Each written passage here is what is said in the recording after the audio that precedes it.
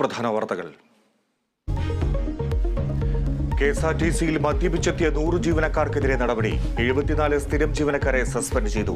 26 താൽക്കാലിക ജീവനക്കാരെ പിരിച്ചുവിട്ടു. 2 ആഴ്ചത്തെ പരിശോധന മന്ത്രി ഗണേഷ് കുമാറിന്റെ നിർദ്ദേശത്തിൽ.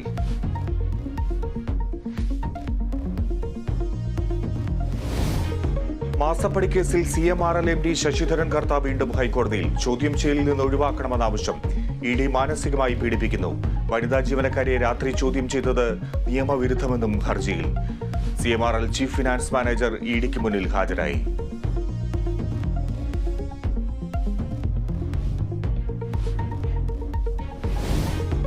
നടി ആക്രമിക്കപ്പെട്ട കേസിൽ ദിലീപിന് വീണ്ടും തിരിച്ചടി. അതിജീവിതയ്ക്ക് മൊഴിപ്പകർപ്പ് നൽകരുതെന്ന ഹർജി ഹൈക്കോടതി തള്ളി. സിംഗിൾ ബെഞ്ച് ഉത്തരവ് ശരിവച്ചു.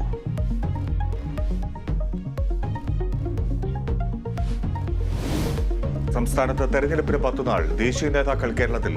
മോദി രാജ്യത്തെ കൊള്ളയടിക്കുന്നുവെന്ന് രാഹുൽ ഗാന്ധി.